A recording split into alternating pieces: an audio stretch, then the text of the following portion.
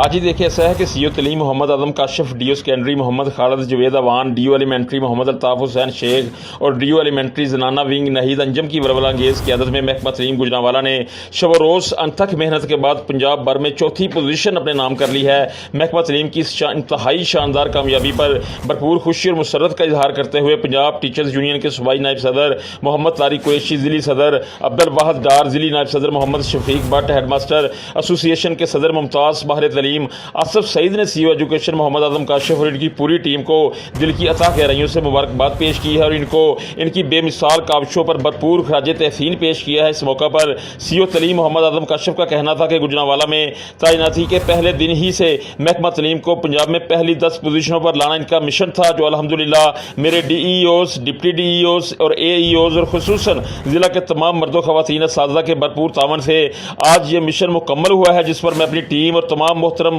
असातिज़ा कराम का मशकूर हूँ और असातिज़ा कराम से मुल्तमस हूँ कि वो अपनी मेहनत को जारी रखें ताकि गुजरांवाला को पंजाब में पहली पोजीशन पर लाया जा सके। दूसरी जानब बेहतरीन कारकर्दगी का मुजाहरा करने पर शहर के अवामी, समाजी, तलीमी, मजहबी हलकों ने भी सीओ तलीम मोहम्मद आदम काशिफ और इनकी पूरी टीम से इजहार तशक्कुर किया है और इनकी मुस्तकबिल में मज़ीद कामयाबियों के लिए अपनी नेक तमन्नाओं का इजहार किया है। जी।